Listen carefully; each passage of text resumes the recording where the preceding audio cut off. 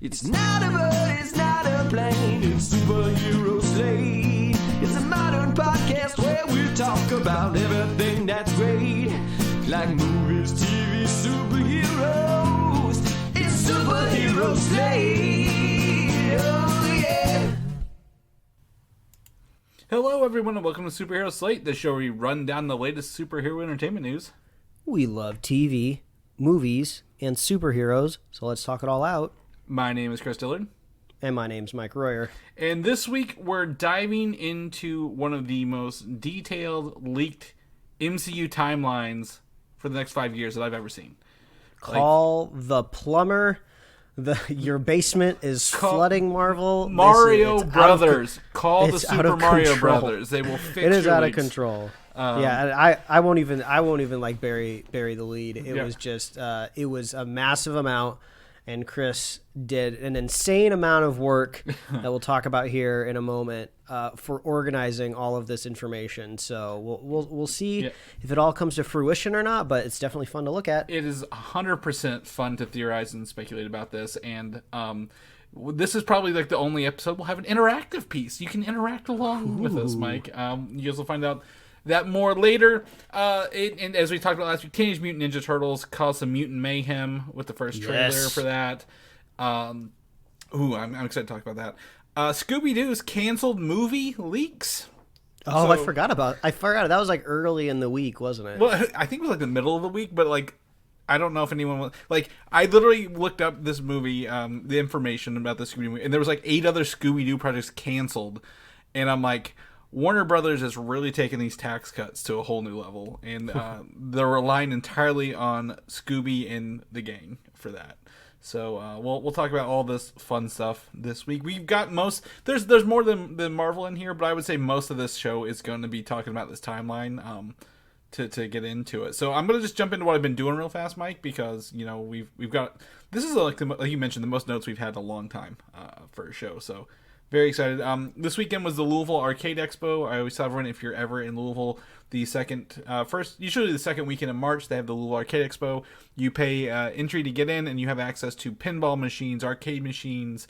They had a Smash Brothers tournament, a Dr. Mario tournament, a whole room dedicated to the history of every video game console, like even like the ones you've never seen or heard of, like the old, like they look like old Mac computers, like the Apples, whole rooms of this stuff, and it's just absolutely fantastic to be there around all these like actual authentic games, Mike. You just don't get that anymore. Like you see a lot of new ones or reproductions of like beercades, or like when you go to like Dave and Buster's or whatever you have in your area, but these are like the retro ones, like the old school, old classic things. Like they're even like some of the lights are dimmed a little bit because they've been running for so long. You're like, you probably need to update those bulbs, but like it feels like you're in an 80s arcade more than anything. Man, like I think sometimes especially if you're in a younger generation, you forget just how groundbreaking the concept of an arcade was back in the day, before you could play video games at home. Like, wow, what a novel concept that would be.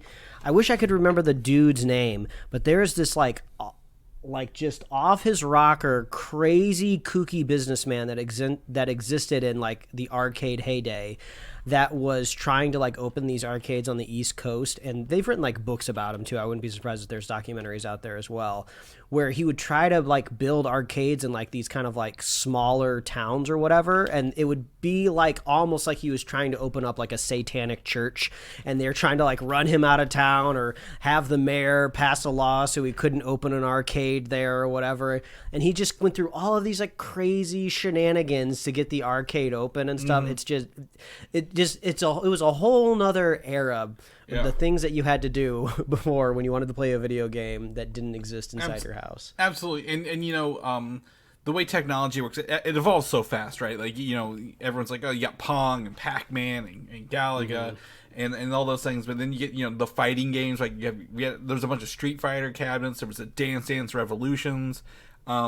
This guy had brought his own custom Steamboat Willie pinball machine. And it was really cool because in the back screen, it would play Steamboat Willie clips, like old, Mickey Mouse stuff. But he had it set up with a fog machine inside and 2 pipes at the top. So it looked like it was like literally letting off steam like while you were playing this arcade machine or this pinball machine. And I thought that was really, really fun. Yeah, I mean, like I said, I go every year. I always talk about every year, and this year it's been, almost, quarter of a day there yesterday. I did pick up some classic arcade games. You ever play the Rush, San Francisco Rush racing games? Yes. Okay, I bought San Francisco Rush for my N64. I got Double Dribble, Teenage Mutant Ninja Turtles, the original NES game, Mike, and NES Open, which is the first Mario Golf for regular Nintendo. So, really cool place to pick up some collector's items and also play some arcade games and pinball for a while. So always that. And then that also reminds me, at the end of this month is C2E2. If you're going or haven't got your tickets, go ahead and get those because you're gonna want to buy those, get there, have a good time. I'm gonna see Chris Evans at it, Mike. I'm very excited to get my photo with him. So as I've told everyone, that's America's ass, and I'm very excited to get my picture with it. So yeah, let's jump into the news. Let's just get into this because we've got a lot going on here. Reminder, this is the week for Shazam: Fury of the Gods. If you're one of 10 people who've bought tickets so far for this movie, join us this weekend to watch this movie. Yes, and this is not an indication of the quality of the film. This is just our anecdotal evidence of when we went to go buy tickets and wow, there's a lot of available seats. So I will reiterate, since we'll be talking about this movie next week on the podcast. Yeah, I liked the first one. I liked it. I did. So I'm hoping that consistently goes through to the sequel. I believe it's the same director. Yes. Probably the same writing team, not 100% sure. So I'm crossing my fingers, but I don't think people are too jazzed up for Shazam 2. Yeah, well, I think the thing is always if is Shazam something in the future not for the DCU, right? That's what everyone asks. Do I need to even watch this? So the director, I did see an interview, someone's like, this I guess is so disconnected from the DCU and the DCEU that he's like, if this movie is a box office success, then yes, Shazam will carry over. If not, probably not. So it's like I said, just empty seats doesn't mean there's quality. Just no one's advanced buying their tickets for this one. So we'll see as it goes. I did get confirmation this week there are 2 post-credit scenes. Whoa! So that's pretty big for its britches. I would have assumed you get a half a post-credit scene. Yeah. Depending on the life of your movie here. Yeah, but if you remember the first one, at the end of Shazam 1, it was just him listing off powers or something like he had. It was something silly. It wasn't even related to the movie, right? It was the one at the end was very silly and not adjacent. And the first one after the credits, I believe, was where they had Dr. Savannah talking to a worm in his window. Well, also you got to remember the one where he I don't know if this was a post-credit scene or just before the credits rolled, where he goes to school and Superman. Well, bottom half of Superman is there. Yeah, bottom 90%. That's actually before the post-credit scenes. That's actually the last scene of the actual movie. Gotcha. Okay. I know this because my wife just watched it a week ago for the first time, and I walked in and saw that part specifically. Yeah, absolutely. So Shazam: Fury of the Gods in theaters this week. The possibly one of the last vestiges of the DCEU. Possibly not. The other fun fact that actually had less seats sold than Shazam, but only because it was the first hour this went on sale, is Mario Brothers. Super Mario Brothers tickets are now on sale. March 10th is Mario Day, so everybody, Nintendo goes out for they you can save $20 on our games once a year. And I had no idea that March 10th was Mario Day. And really? If you go to watch the trailer on YouTube, they cut the small portion of the Nintendo Direct in front of the trailer. So it's Miyamoto, the guy who makes Mario, right? Miyamoto, it's him explaining to the camera what Mario Day is, and he's just like, if you abbreviate March, it's MAR, and if you have a 10, it's 10. You put it together, it looks like Mario. So Oh, man. it's Mario. It's like, okay, I get it. I got it the second that you showed me it written out on the screen. It was just funny when they try to translate the Japanese excitement to American subtitles. My guess is they don't even have this in Japan, and that's who he was explaining it to, because they don't call it March in Japan, right? They have another name for it. Like, this is uniquely native to English-speaking countries. So yeah, I guess that's true. Yeah. So absolutely. So March 10th, Mario Day, and tickets are now on sale for this movie. I'm excited. Like we said before the show, the next 4 weeks are full of some movies that we do want to go see in theaters and look like a fun time. And Mario, despite everyone says about the voicing, it still looks fun. It looks beautiful. It's hitting all the right nostalgia beats for people who grew up with Mario. And Chris, speaking of things we want to see from our childhood, yes, as it goes right into Teenage Mutant Ninja Turtles Mutant Mayhem. The trailer we were promised has been delivered, Mike, and I will tell you, this was so close to being the top tier thumbnail. This was going to be like the whole theme of the show. It was going to be like Turtles from head to toe. I really thought it was gonna be. I even went to a Walmart to take pictures of toys for Mike from not from this movie, but for Turtles, because I saw even the Turtles have graduated from being the last bullet point in our show notes, where Chris usually puts it. And now it's at the top. I mean, it's basically the first bit of news that we have outside of telling you when to go buy your tickets for things. Yeah, and it was at the bottom, but I was like, the rest of the show, most of the show is just going to drown everything else out. So let's go ahead, because this is important. I think, growing up as watching the Turtles cartoon, and I asked Mike recently if he's played Shredder's Revenge, the newest game made in the classic style, but it's a brand new game.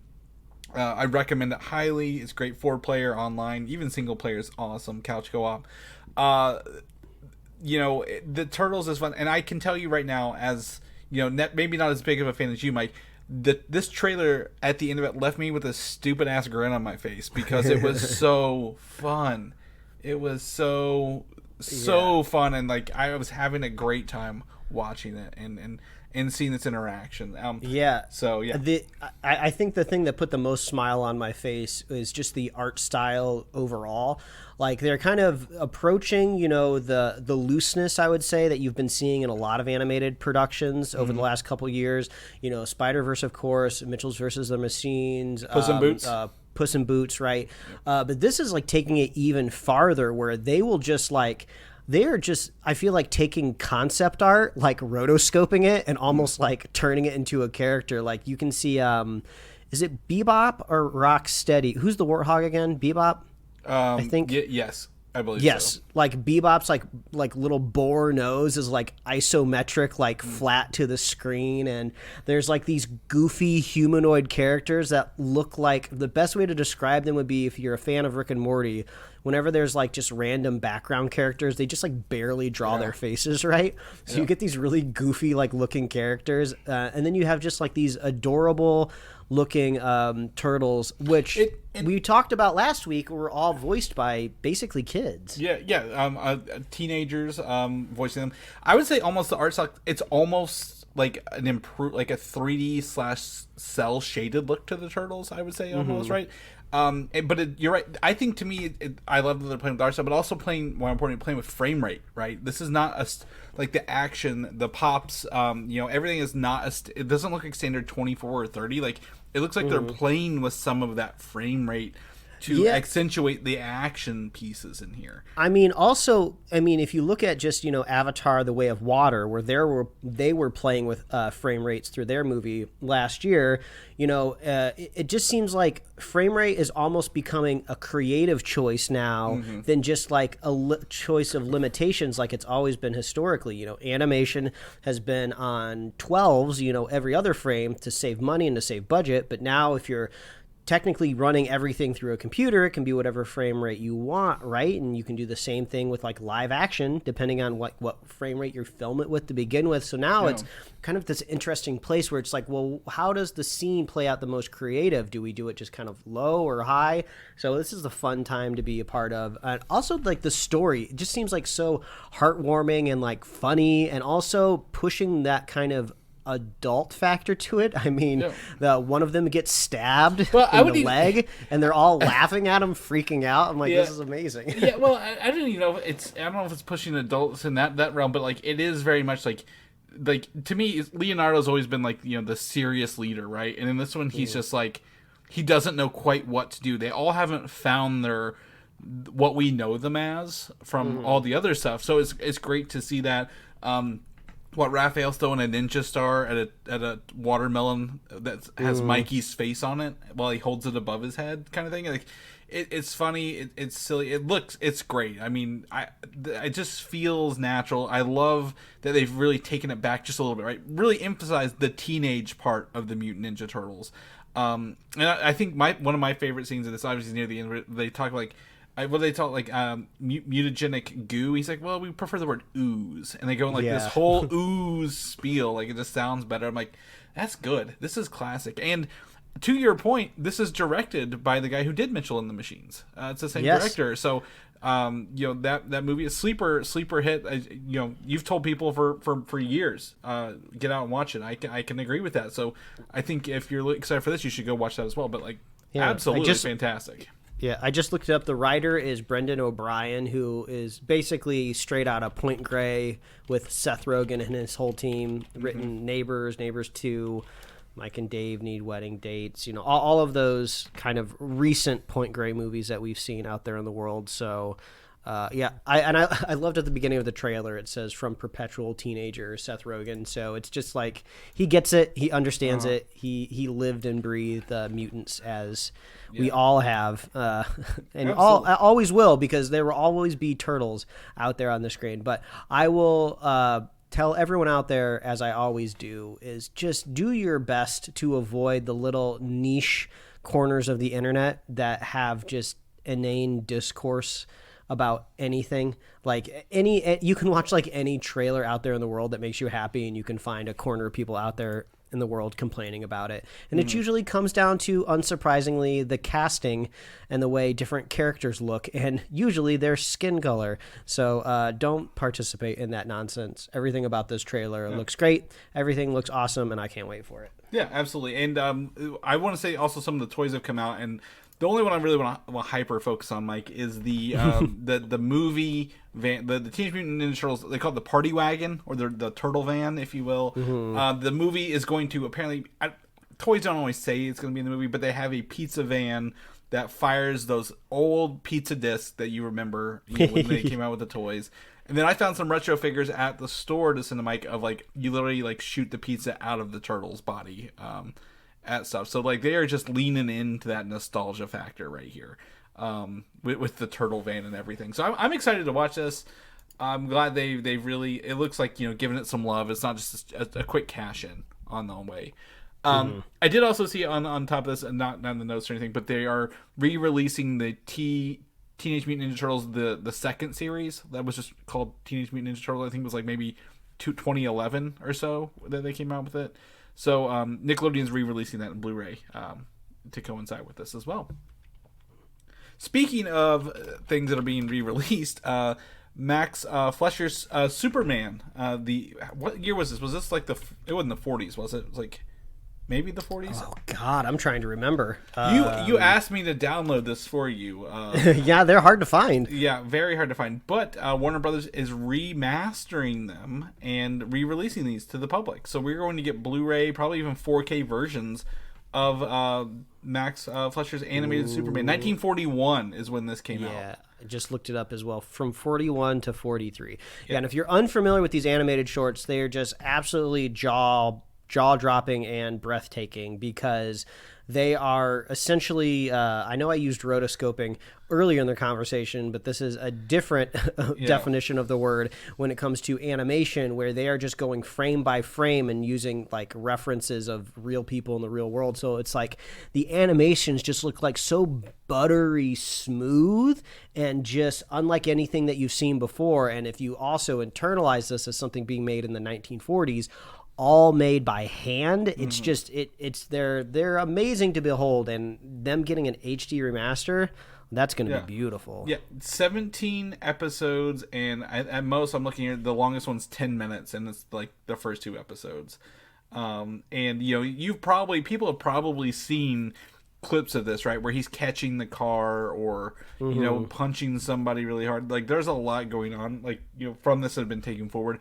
I would even say Batman the Animated Series borrows heavily from this animation style. And it's an early version of Superman as well. So if I remember correctly, he doesn't even have all of his like normal powers that we're used to him having in these shorts because it's so proto, early days Superman. So yeah, I would say it's almost required viewing if you consider yourself a Superman fan. Yeah, 17 episodes at like less than 10 minutes. You're looking at less than 3 hours spent, right, to get this done. And absolutely recommend it. So that's coming out probably, I think, later this year.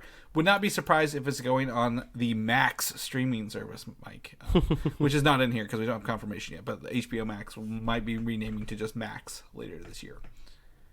Scooby Doo and Krypto 2. That's Krypto the Super Dog, in case those weren't familiar. Superman's dog. There was an animated movie being made called this, and it is rumored, I'm pretty sure it's confirmed at this point, but at the point when I wrote this, it's rumored that this movie was completely scrapped from being released on a straight-to-video, obviously, for tax write-offs. And this movie was leaked online in full this week. I think the biggest thing here is this joins the long list of movies. The biggest one knowing Batgirl, right? Everyone knows Batgirl was scrapped. And that might lead the way for that to be leaked online or watched someday, maybe, right? Yeah. Or it makes it even harder, right? If Scooby-Doo leaks, right, does that send up the red flags and warning signs of just like, oh, crap, actually, let's check who has access to these servers now. Maybe let's lock them down a little bit more. We can't have anything else leaking because it shakes my artificial power as a CEO if I don't have this stuff on lockdown that I'm canceling. But, yeah, I would love... Man, that Batgirl movie leaking would just be... It would be next level. It would be the whole nerd internet conversation for like weeks and weeks because we would be scrutinizing it at a totally different level in a way of just like, even if the movie would have to be truly atrocious, right, for people to side with a CEO like David Zaslav, right? But more than likely, the movie probably would have been fine and serviceable. And I think there are people out there in the world that have seen early test screenings and they were just like, yeah, the movie's like fine and it wasn't even done yet. So... Yeah. That would be be wild. It'd be a wild week. I don't think it was put down again for quality. I think like everyone says, like, if we don't release this, we can. He was out to save money and he cut everything he could under the sun. But absolutely, I think maybe somebody has a copy on a flash drive already, Mike, and this is just will encourage them to continue. Come on, just leave the flash drive at a library or something. Somebody will figure it out. Yeah, go over to take a week trip to Europe and upload it from there. They'll never find you. But I also wanted to say the other canceled items include Scooby Doo and the Mystery Pups, which was canceled the same day this was leaked, which I think was the triggering point. Scooby Doo and the Haunted High Rise and Scoob Holiday Haunt were also canceled. So there is I say discourse because of the Velma show about Scooby Doo right now, but like little do we know they've been making Scooby Doo movies every year forever, and we just don't watch them all because we're not the target audience. But it's funny. Frustrating being somebody who works on these projects, right? You have a lot of creative people that are in there putting their hard work and creativity into it, under the assumption that one day at least someone will be able to see it, right? Nobody likes having their work done in a vacuum. It doesn't matter what work you do anywhere, right? Nobody wants to go to work for months or years and then somebody throws it all away and then they say, oh, you're not allowed to complain. I'm still paying you. And it's like, well, yeah, but eventually somebody was supposed to like look at all of this hard work I did. So yeah, I don't blame whoever leaked it. That's for sure. Mm-hmm. Yeah. See, I live in the corporate world where my stuff doesn't see the light of day. So I'm like, I get it, but like, it's funny that the leak, I guess the whole thing when it's leaked and like, do you think this will push their hand to put it on a streaming service officially? I guess is my question. Like, right? Like, what do you do with a leak that's this big and this, has perpetrated the news? Yeah. Also, I kind of wonder the legalities of everything too, right? Like, it was briefly on archive.org, which is kind of known for being this place where you almost put like things in the public domain almost, right? But like, that's not what this is. This is still copywritten material, even though it wasn't released. Well, so it's like, it's not really free, but it's out there in the world, you know? Yeah, exactly. I think it actually originated on 4chan, which was the crazy part. One of those sites that doesn't really, you don't want to go to anymore, but like it got there. But anyway, if you're looking to watch Scooby Doo and Krypto 2, you can probably find it online with searching. We won't put it there, but it's just wild that when it leaked. And then I was also going to say, I don't know if this is last week or this week, but Batman the Caped Crusader, the animated show from the animated series creators, was officially picked up for 2 seasons at Amazon, even though Warner Brothers passed on it for HBO Max. So that will see the light of day when they get to it. So that's pretty cool. Yeah, that's great. It seems like Amazon is going with this interesting strategy of like, let's get crumbs. I'm not calling the show a crumb, but like in the grand scheme of superhero content, they're like, let's just pick up some stuff when we can. We'll make some random like offshoots of Spider-Man stuff. Let's throw this Batman stuff up here. Well, I'm interested to know how much of the Batman stuff was done when they did, like, pick it up. Like, I assume it was more than just, hey, here's our log line and an image for it, right? Like, how many episodes were complete and like, oh yeah, well, we can just go ahead and get this up and going by the end of the year kind of thing. I wonder if maybe Amazon has interesting analytics when it comes to, maybe leveraging their Twitch platform of just like, hey, we know these hyper-focused, like very nerdy communities, they will drive attention and views. So let's get Batman. I bet they also have sales data for Batman stuff. The animated series is our #1 best-selling animated show ever. On the Blu-ray box set, let's pick it up. Let's go with that. So absolutely, I think that's cool. Everybody has a Prime account, right? So we can watch this when it drops, whenever that is. But that was cool. That was cool news. The other side, I don't have it in the notes here because it doesn't really matter. But the Kill the Justice League game was delayed again. So. Oh yeah, I saw that. We'll never get to play that game at this point. So anyway. Let's shift gears into Star Wars. I was trying to keep all the cancellations together. Kevin Feige and Patty Jenkins' Star Wars movies have been essentially shelved at this point in time, per Variety. Taika Waititi's has not been, and he is it is rumored that he's potentially to star in his own movie. Oh boy! Rather than being the director. Yeah, when I saw that news earlier this week of how he would star in his own project, and I'm just like, I think we're giving Taika maybe a little bit too much control of his creative world in front of him. Like, I know we always say power to the creators, but, somebody give him a creative producer that can just kind of say, hey, come on. Well, my hope is from his work on The Mandalorian, maybe he has a good working relationship with Favreau and Filoni, right? Because he's I know he's just a voiceover IG-11, but like still, like maybe he's like, Dave gave me a great idea and he signed off on it, right? Kind of thing, is my hopes. But Star Wars Celebration, the news says that there will be announcements for the next main series movies and some release dates for the Disney Plus series at Star Wars Celebration Europe later this year.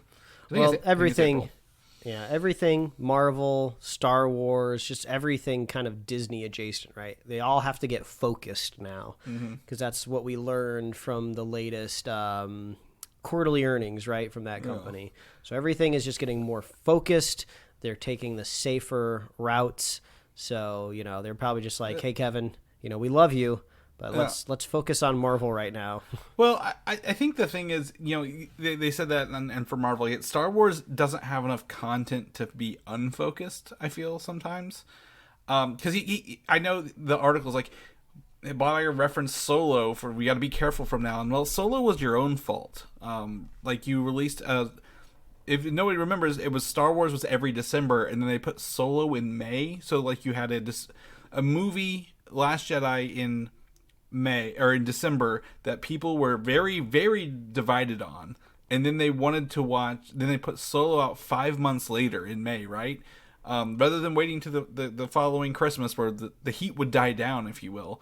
And that movie had to fire its directors, Phil Lord and Chris Miller, 2/3 of the way or more through the movie and bring Ron Howard in. I'm like, I think you did this to yourself. Like, you could have just delayed Solo and probably had better results than trying to force it out 5 months after a movie that where, went both ways critically. So, but Star Wars, I wish, you've been watching The Mandalorian, right? You're caught up. It's just been great to go back to that world, right? Like, after Andor, we had a pause, and now we're back with Mandalorian. Then we'll have a pause. We'll probably be back with Ahsoka.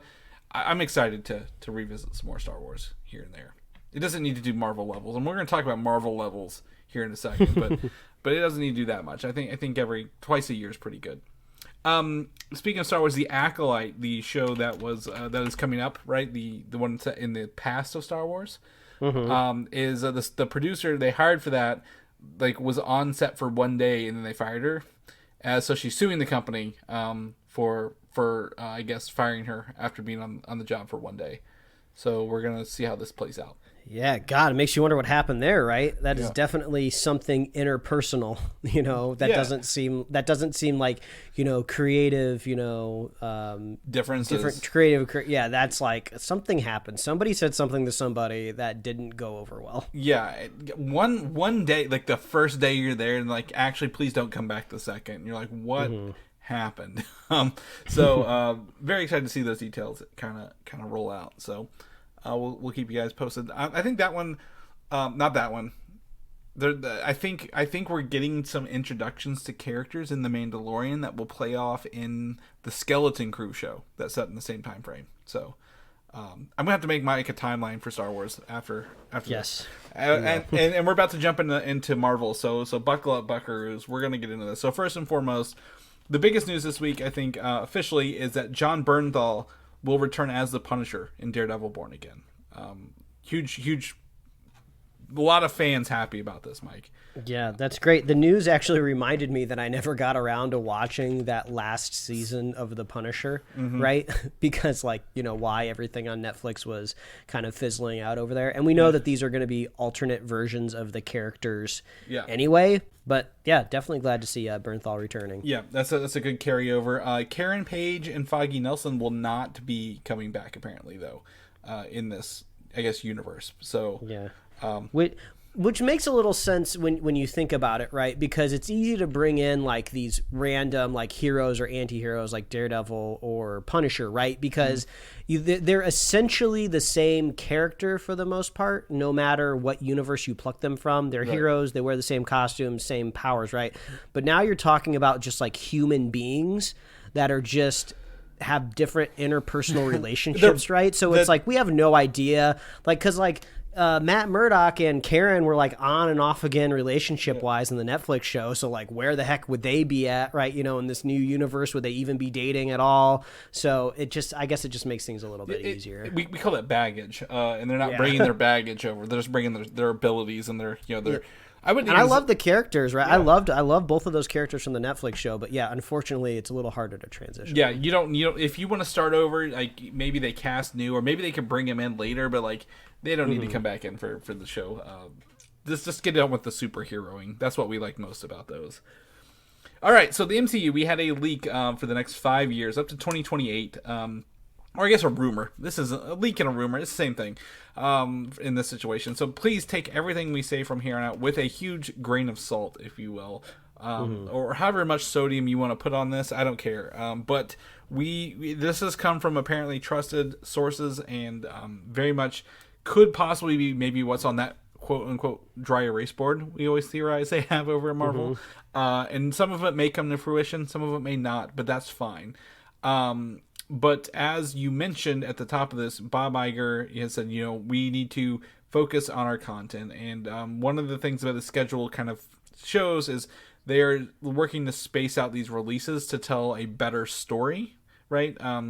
They say 2 movies, 2 shows, 2 specials a year, but that actually contradicts itself very quickly when you start looking at this.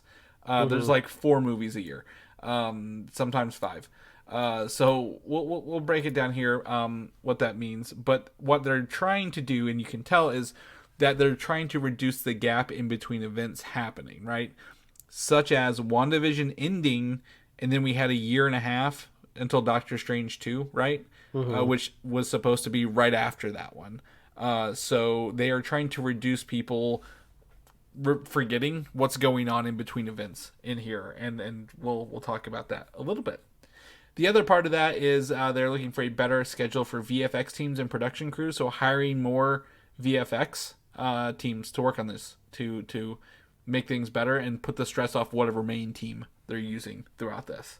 So yeah, that's like a difficult like PR problem, right? That I feel like they've been butting up against for a while now. Every time a Marvel movie comes out, there's always that like Variety or Deadline article that quickly follows of just like, these are the VFX artists that, you know, lost their minds trying to make this movie that you just watched.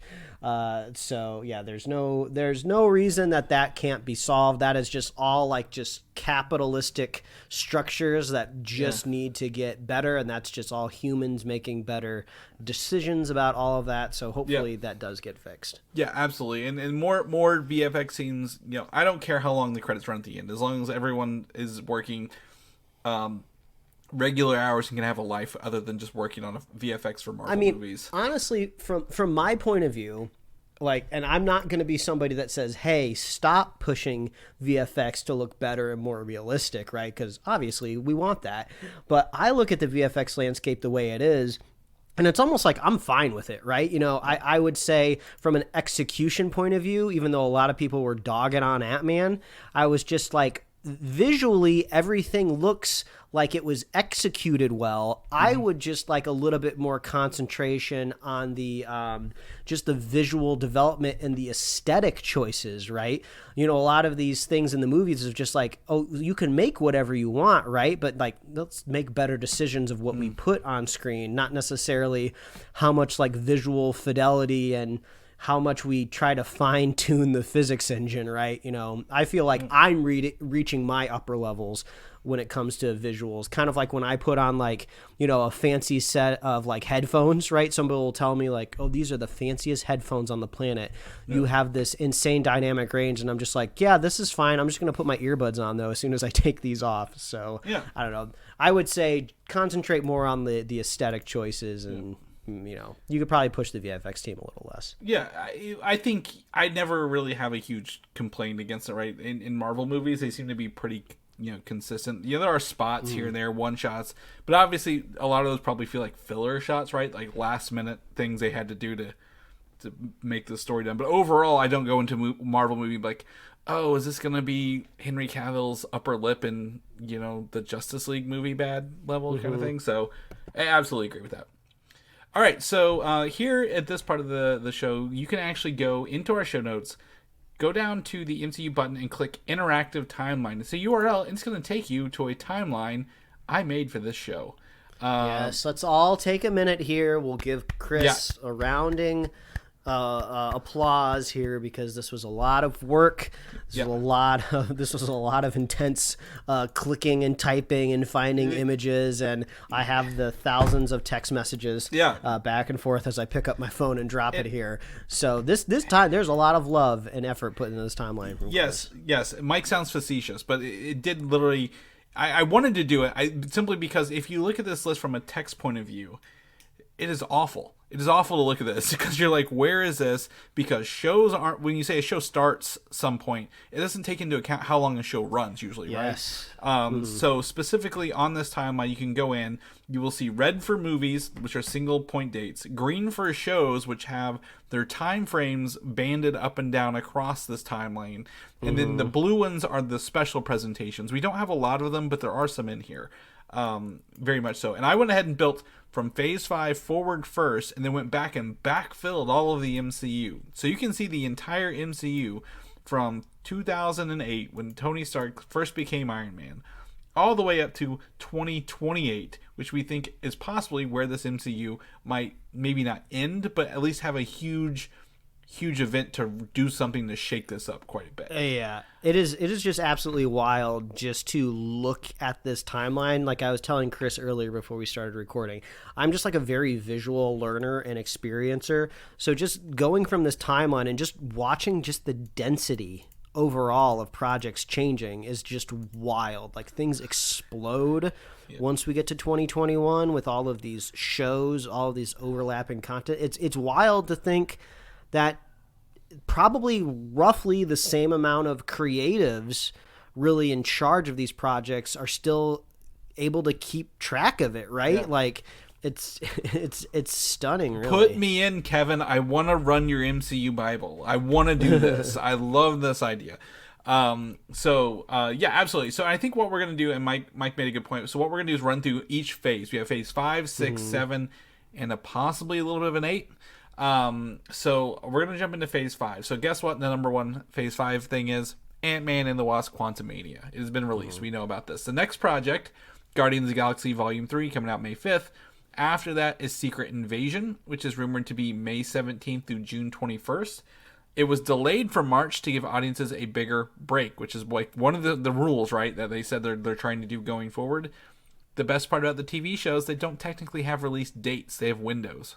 So they can move these around very, very, I guess, willy-nilly, if you will, and it doesn't really affect anything at the end of the day.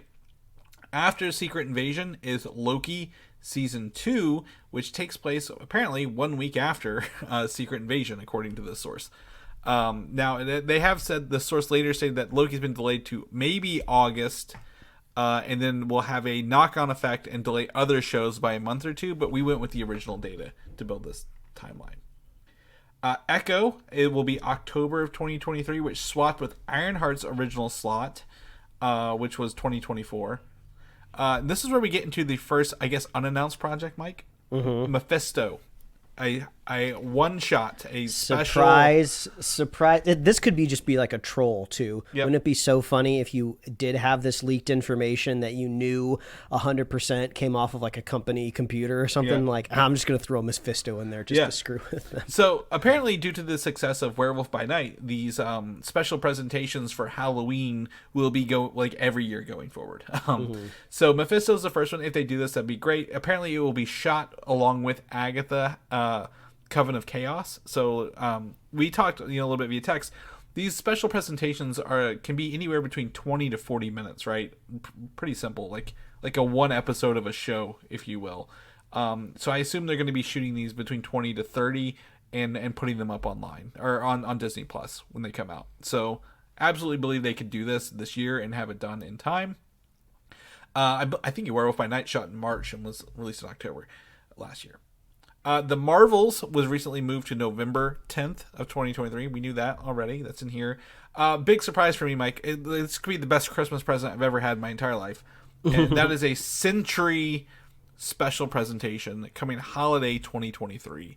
Crazy. This calendar year. Could you imagine when we started to hear about those Sentry rumors not too long ago that it would be happening this year, that you might get to see the MCU's version of the Sentry, which could be I already forgot his name. We thought he was going to possibly be a Hulk. Stephen Yeun. Yeah. Now they're even saying maybe, he might be the Sentry. So either way, it seems like he's pivoted to be one of the single strongest characters.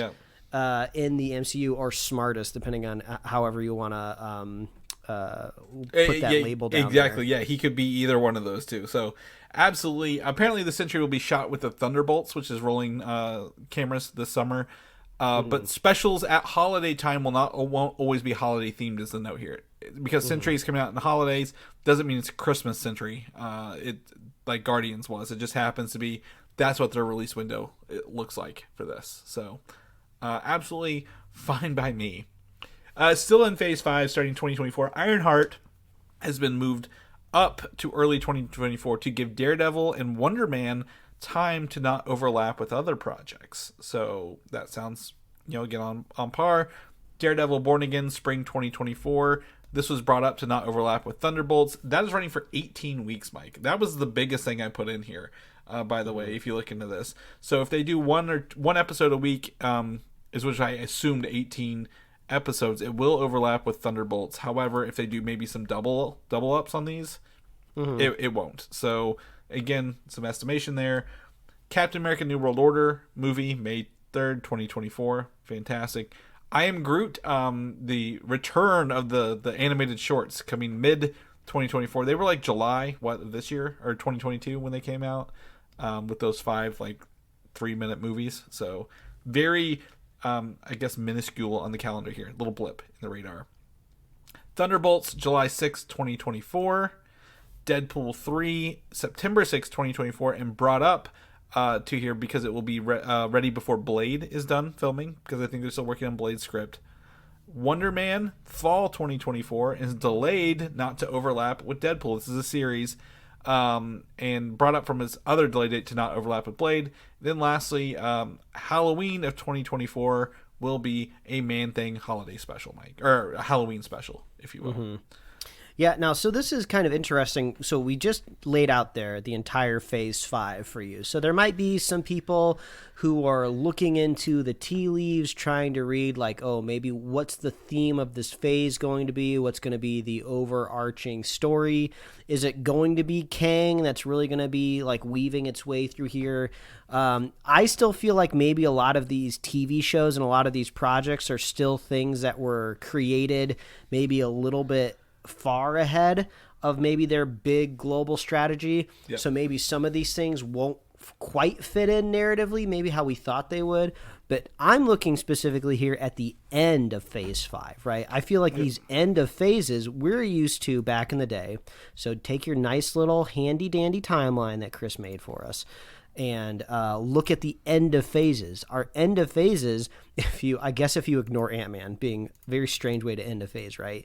We're like capping off these phases with like big old Avengers movies, big old Spider-Man movies, like talk about the biggest spectacle that we have to offer, right? And then for Phase 5, do we think it's Deadpool or do we think it's Blade? Like, it's obviously not Man-Thing. Man-Thing is not going to be our Phase 5 ender. That's just strange. Well, so Deadpool seems like it's not gonna be super. I don't know. Maybe it could be groundbreaking and changing. It just seems too comedic, really. Well, so so I went ahead and updated the timeline because Blade in my notes is the start of Phase 6 according to this. So sorry about that. Okay, but Deadpool 3 is rumored again with Hugh Jackman's Wolverine dealing with variants of Wolverine in himself. Right, in his last movie, he went timeline hopping, if you will, right? Even though it is comedic, he did do the timeline hopping. I think this will pay off from that. So I think Deadpool 3, 100% multiversal. I believe the Marvels will be multiversal as well. Now, I think you bring up a good point here. Captain America, Ironheart, Daredevil, Echo, Thunderbolts, possibly even Wonder Man, all really, really rooted in reality, right? Like very grounded. No Kang. I see no Kang invested in these movies at all, except for like Deadpool and the Marvels, at most. Now, I will say against what you mentioned. We did have the holiday special, Guardians Holiday, at the end of quote unquote Phase 4, but that wasn't the Phase 4 like exclamation mark, right, or the period. It was just like, hey, here's some brackets around the end of it for fun, not necessarily coloring the thing. So to me, I really hope that Deadpool 3, even though this brings Kang into this due to his multiversal antics, if you will. Maybe he's not the villain, but it breaks something down throughout this to get to that point.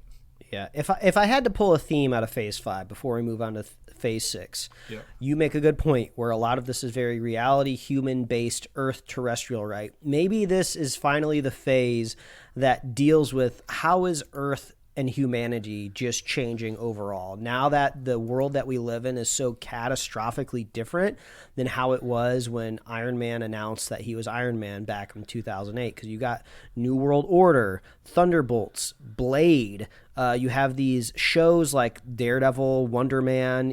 Everything seems to be hinting about like what is or isn't humanity or being human. So I hope that's the theme, because that theme does sound very strong and very needed. Yeah. Like that's the whole point. The best part about telling a superhero story is the underrated and underlooked part where you have a human being without powers somewhere nearby, right? You need like a meter, because all of a sudden if you're telling all of these stories where you're only ever focusing on the superpowered people, well, what's the point? Because the superpowered people are supposed to be there protecting somebody, right? You got to protect the human race, the civilizations, the people without the privilege of power. So I feel like they need to bring it back to that a little bit, right? Because if you look at something like Quantumania, I did not care about those, like, the quote unquote like people that like lived in the quantum realm. I don't know anything about them. I don't know how long they've been there. They're just weird goo people. Sometimes they look like human. I didn't care about their like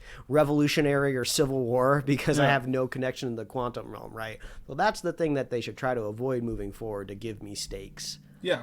Well, and that's there's a lot of, again, heroes or I guess characters who are, like Captain America, Sam Wilson is not going to step up to King, right? Like out of nowhere. Like, that would be completely out of left field because he's essentially been, a sidekick. He did, showed up at the end battle of Endgame, but like, there's nothing there that would take him to that level, right? Or anyone in the Thunderbolts team, short of Ghost, seems like they would, I'm going to go fight someone who can time travel and really just wreck me.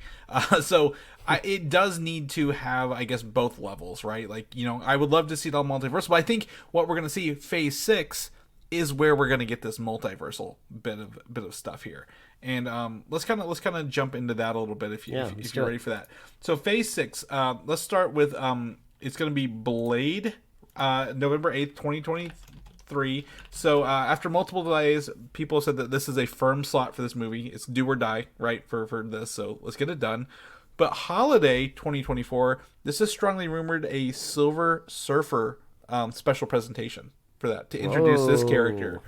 And there it is. Yes, and I've got actually news about Silver Surfer after all this, so you're gonna want to stay around for the Silver Surfer news. Agatha, Coven of Chaos, late 2024 to early 2025. They're filming this now, delayed to priorities to other shows. Makes sense, right? Coven of Chaos doesn't seem like it's multiversal, really, at the end of the day. Fantastic Four, February 14th, 2025 movie. Everyone's very excited for this movie to come out. Every time somebody says something, like, that's all you see in the articles for days. Fantastic Four. The Vision Quest series on Disney Plus coming spring 2025. So dealing with Vision, I guess White Vision and regular Vision after WandaVision for that. Armor Wars movie, May 2nd, 2025. I've got news for this at the end of the show as well, but it was brought up after being changed from a film to fill an empty movie slot because this movie will be ready by then. Apparently they transitioned this. The next big thing, What If Season 2 pushed to mid-2025, Mike. 2-year delay, if you will. This is a guess, absolutely, but I've seen this multiple places this week in terms of rumors, so if we don't get a What If for 2 years, I would be surprised. But if anything, I say this could change quite drastically at the end of the day. Young Avengers, another movie that has not been announced, Mike. Slide heavily speculated, though. Yes, right? for years. July 25th, 2025. That's a great slot for that. We'll talk about this.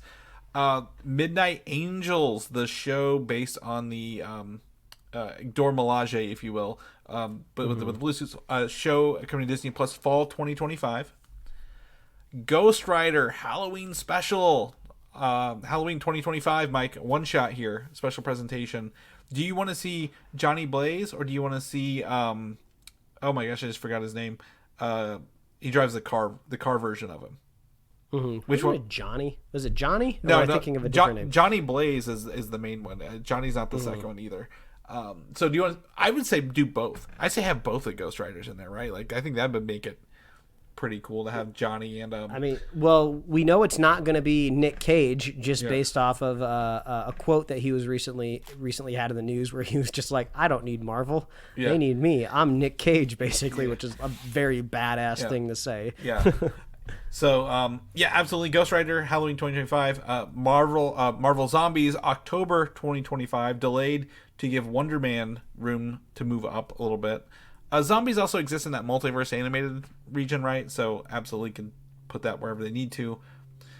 Gonna go into Shang-Chi 2, November 7th, 2025 movie placement.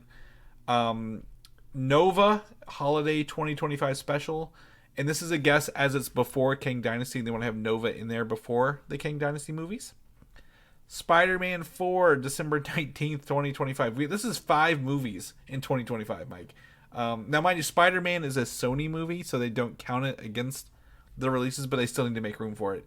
But this was delayed from 2024 to not overlap with Thunderbolts, and that they will not be ready to make a 2024 release for this movie. A new show that has not been announced, Strange Academy, late 2025, early 2026. We've talked about this being the strange, I guess the mystical classes. Doctor Strange 3, again, we know this is coming. 13th of February, 2026. Also supposed to be before King Dynasty.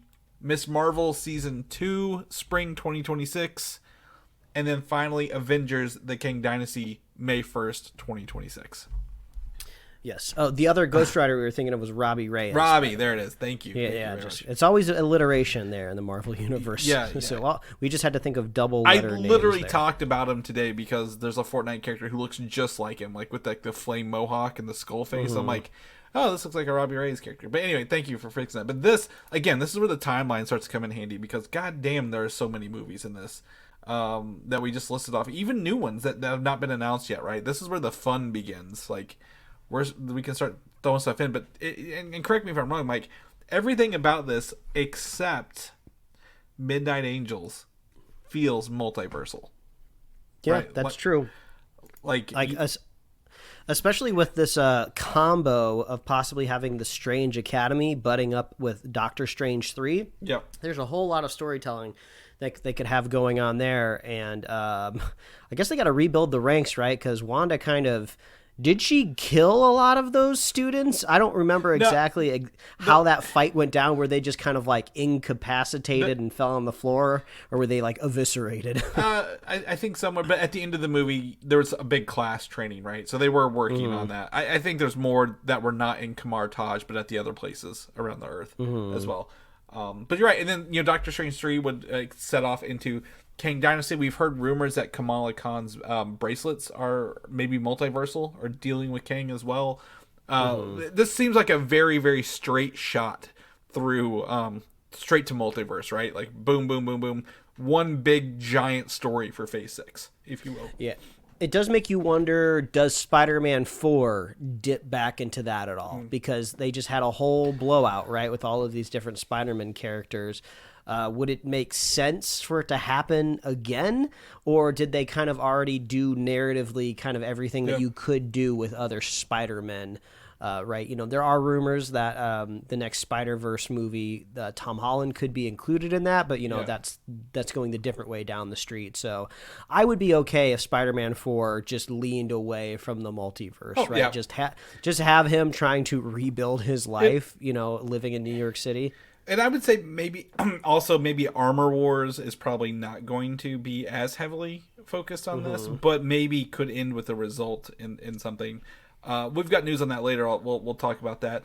And I think I would also say Young Avengers could maybe not be as multiversal. If I don't know who they'd fight, but well, I guess it depends if you throw America Chavez in there. Yeah. If you're saying that she's part of that rank and cast, I feel like you gotta include it some way. She'd have to use her power somehow, right? Yeah, absolutely. So you're right. So maybe that's up a little bit. But I think maybe not everything is, but boy, does this feel like if you were like, hey, could you sum it all up pretty quickly?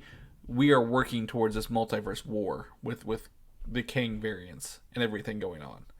So, yeah, absolutely. I think this is fun. We're gonna get into Phase 7 now. This is an unannounced phase, and I've kind of made some, I guess, if you will, adjustments to what Marvel said was their Phase 6 right here, based on this news here, and this was given to us from that source. So Phase 7, we're going to talk about the Battleworld saga, and we've speculated on this, right? Like every movie in Phase 7 will be based on this Battleworld that ends the King Dynasty and get us to the next Avengers movie. So first up, Moon Knight Season 2, mid 2026. I don't think it was ever an if, it was more of a when, right? When Moon Knight was gonna happen. New movie Midnight Suns, the I guess the horror supernatural part of Marvel coming together. We've got Blade and Ghost Rider in there coming together. in those movies the phase before would What make was sense. what was that alternative title that was floating around for a while, where we were going to kind of put all of these dark characters together? It wasn't Midnight Suns before, was it? It was something else. Midnight Suns is it? It's not Dark Avengers. I don't. It wasn't Max. I don't know. I would have said Midnight Suns if I'm going to be completely honest. But that's kind of, I wouldn't say been ruined. It's just everyone thinks about it because of the new game. So everyone's like, oh, Midnight Suns was the game. I'm trying to look it up. Yeah, all I've got is the Midnight Suns here in my notes from before. So, All right. but yeah, so we've got that. We've also got, obviously, Werewolf by Night, right? Man Thing, all those things come together. If they're on Battleworld, I guarantee they'd be teaming up together already. We already know the characters. We don't have to get them together. They're already existing. She-Hulk Season 2, Fall 2026. Again, not another win, but not an if, but a win. So that seems to be placing itself in there. This is where we get an untitled Halloween special for 2026. They really want to continue it. The rumor from the rumor guy is that it could be Black Knight because of Midnight Suns and Eternals. So makes sense. November 6th, 2026, World War Hulk. And this has now been changed from a show to a movie for budgetary reasons, and it will have the rights back from Universal. Or not Universal. Yeah. What's it, Universal? Yeah, Universal, right? Yeah, they would have to have the rights back in order to make it a movie, right? It would be kind of funny, though, if you kind of did some creative accounting, right? Technically make it a show, but really you're putting it through the all of the loops and hoops that you would a movie, right? But you're technically just distributing on Disney Plus. But I'm looking forward to going back to the big screen, seeing a Hulk movie. Yeah, absolutely, and especially with so many being introduced. we got some Hulks coming up, folks, for sure. Holiday 2026, untitled holiday special, no clue. So we'll see if this comes to fruition. What If Season 3, we've talked about this being the last season if they're doing multiverse. Early 2027, this will be where it lives. Eternals 2, we recently said that it's in the pre-production schedule, February 12th, 2027 as a movie. The Illuminati show, spring 2027, Mike. The team we saw on that alternate Earth in Doctor Strange 2 getting possibly their own show. For this. I thought you were going to say getting back together. Then I was going to say, were you saying literally? Or yeah. Because they were kind of torn to pieces. So is this a prequel? If this is all multiversal, right? Is this just a slightly varied version of them? Who knows? Well, yeah, and the rumor, I'm just going to throw this out here, is very much another rumor for Illuminati is was one empty seat in Doctor Strange 2, right? On the chairs. Who made the Ultron bots in our universe? Tony Stark. So who wasn't there, and who's going to come back for revenge? Theory, possibly. Oh, okay. So it could be an alternate Tony Stark, not necessarily Robert Downey Jr. Avengers: Secret Wars, May 7th, 2027. This was delayed to set up for production delays. Now I will tell you, Secret Wars, as we've mentioned before, could be split into two movies, right? To tell a bigger story. No need to rush it. No need to get through Secret Wars in one movie. And if they do, this title, the title that is two titles for the sequel would be called Avengers Forever or Avengers Eternity Wars. Both are comic book titles. And I feel like if it's Avengers Forever, right? That I feel like that's signaling more like a big universal reset, right? Yep. Let's just start this bad boy over, recast everything. Let's just rerun this universe. I wouldn't be surprised if even Kevin Feige steps down, retires, moves on to a different project, different studio. Between now and then, a new streaming service is created, and they make him CEO or something like that. Something wild like that will happen between all of this time, right? Eternity Wars, to me, signals more of like a softer reboot, right? Let's keep what works and throw out what didn't. Kind of like how the Crisis event on the CW went out, where they kept only the good parts of the world that they wanted to keep around. Absolutely. The big part of this is to debut on May of 2028, which will be the 20th anniversary of the MCU, Mike. Can you imagine that? 20 years of MCU in 5 years from now. mind-blowing. So looking back at Phase 7 here, the Battleworld title, I believe, does live up to its name a little bit, right? Like, these seem like amalgamations of characters before we get to Secret Wars. Yeah, the only thing that I feel like maybe you could square with just a narrative storytelling device is I'm looking at something like She-Hulk Season 2. I don't think she does a lot of lawyer paperwork if she's stuck on a battle world, right? You know, she's not going to have her normal, like, best friends around her. She's not going to be going on dates if she's stuck in a battle world. So maybe it's like, maybe not everybody who's super powered from Earth gets scooped up and put on a battle world. Maybe some people are left behind, or some people escape the magic portal or whatever, you know, sends them over to that world. So well, I'll tell you right now, the battle world they're going after literally rips New York out of our world and puts it on this new planet. So it's literally just New York again over there. So it's not just like a ravage thing. Each section of Battleworld is essentially out of another comic book universe, if you will. So they brought New York in. So if they are like, this is life now, right? We're dealing with crazy shit all over, and she has to still. New York is operating as normal, or they're trying to. I think that could set up some funny stuff, or as they kind of did in between some of in Endgame and Infinity War. Ant-Man was a prequel, right? Maybe She-Hulk's a prequel before they get to that battle world. Or maybe our theoretical battle worlds don't start at the very beginning of Phase 7, right? World War Hulk kind of seems like maybe that's the first place to start off, right? We go through more of a somewhat normal season of She-Hulk Season 2. Right. That season finale, stuff goes wild. All of a sudden, we got Battle Worlds, and we're starting it off with World War Hulk, Because we see everything after World War Hulk, Eternals, What If, Illuminati, Secret Wars. Those are all big storytelling things that could handle a Battle World. Yeah. And those would be the only ones, because the theory is in between Secret Wars and Eternity Wars or Forever, there will be no Marvel projects. They're taking a whole year off for it. Wow, that would be wild. Yeah, so the plan is currently all characters, and this is for Bob Iger, I think, as well, all characters introduced in the Infinity Saga will be sidelined or phase out after Phase 7 or 8.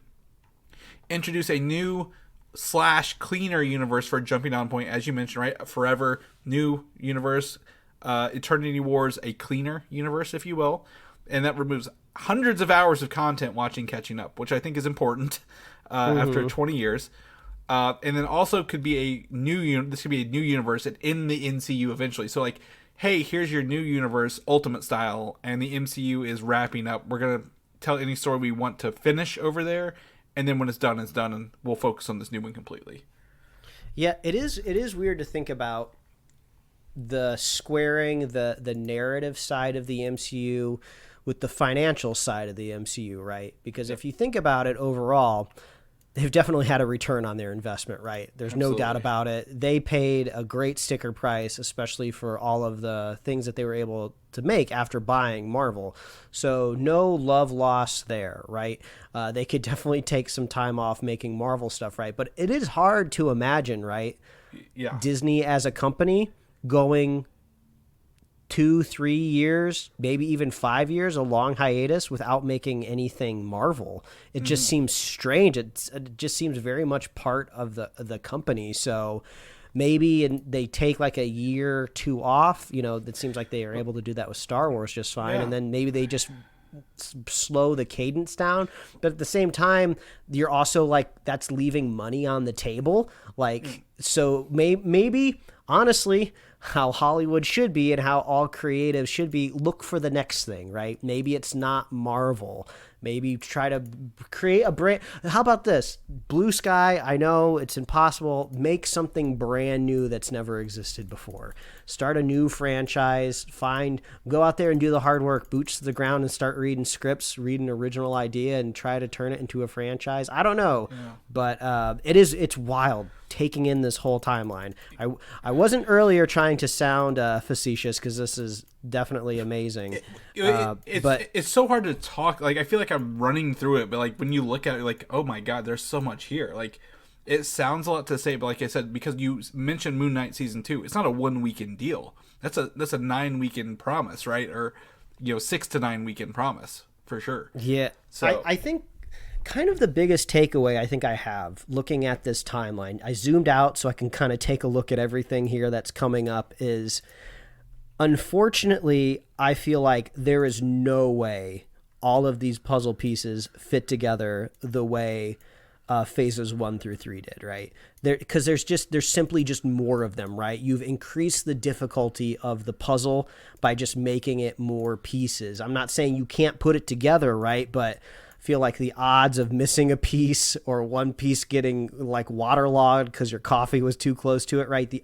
The odds are just ever higher. So I feel like we're never quite going to recapture just that pureness of what it was to watch Infinity War and Endgame, but it still doesn't mean I'm not excited for the ride. I mean, I'm looking at a roller coaster ride here, man. Yeah. This is absolutely wild, all this stuff. What we need for this to be successful, for the MCU to continue to be successful, is surprises, right? Things we didn't expect, because I feel it's a bit, I would say, almost predictable. And now, mind you, we theorize quite a bit. I mean, we spitball more than probably the average person, but like, if you hit me with a Sentry by Christmas, I'm still not expecting this. I'm 100% believing this rug is going to get pulled out from under me at any second, and I'm like, oh yeah, it was just a theory, it was just rumors.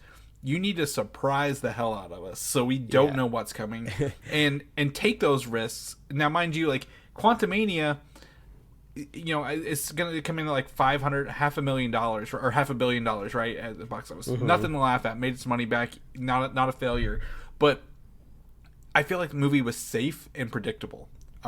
Even though it is the quantum verse, right? Like, yeah, we kind of knew what was going to happen. Give us something crazy. Like, literally start taking pawns off the table or moving them to the other side. No, that's something wild. That's exactly it, Chris. Pawns off the table. That's what I was thinking too. Because if they know that they are eventually going to reboot everything and start fresh from a brand new universe, that gives them the perfect opportunity to start killing off people, right? Like, can you imagine like the Sentry, absolutely obliterating like Ryan Reynolds as Deadpool, like in a battle world? Like, that's, no one's gonna expect that. Like, Deadpool is such a cherished, profitable character, and just to see him get smashed to pieces like by the Sentry would just go. That'd be insane. Well, and I think the other part of that is, don't be afraid to do it before we get to a battle world.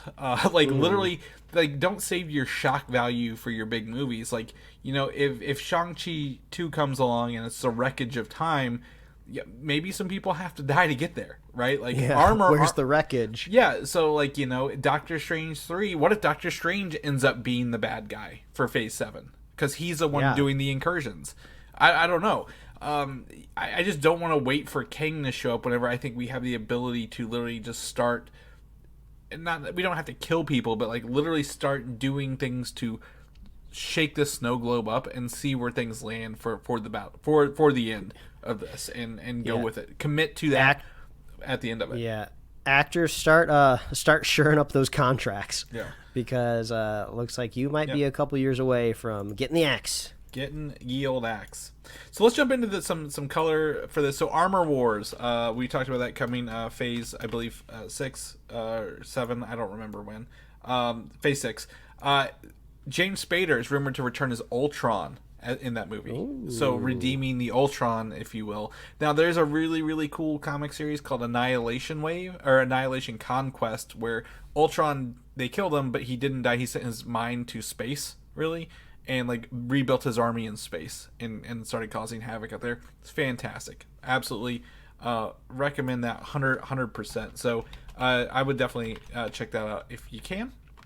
The other part is this, there's a series not in here, but I heavily rumored to be called Nomad, bringing Chris Evans, Captain America, and Scarlett Johansson back together, because they will lead and produce a series together. And it will essentially be the multiversal story of Captain America returning the Infinity Stones, finally. The story that we've wanted all these years. Now we will see different versions of we have our one Captain America, but we'll see different versions of him. And Natasha, we know she is dead in the main universe, so having different iterations of her along for that ride in this show, if you will. Yeah, I feel like maybe I don't need it I felt like we sent off Chris Evans in just like the perfect fashion at the end of that phase, right? I feel like the only way this works for me emotionally is if you put this like the last Disney Plus series before we reset the whole universe, right? Just, hey, let's look back, right, at our beloved, cherished Captain America from way early on in this crazy 20-year cycle, to have like just, you know, a little cry before you go into that Avengers Forever movie. And the last bit of this is that this series would be very serious in nature and less jokes, right? Because obviously it's supposed to be. This is not a funny series, and it's supposed to be a test bed for future series in the Marvel Universe. Now, it doesn't have a date. It could be the last thing. It could be something along the way. I think, again, when you think of, again, what is that? What is a monetary draw for Marvel, right? Captain America, Chris Evans, right? He'll probably come back before Robert Downey Jr. ever comes back to the roles. But if it is a very serious, I would say more of a drama series, more than a jaunt through the multiverse, I think that would be one of those things we talk about, shaking the snow globe, giving us something we didn't expect along the way.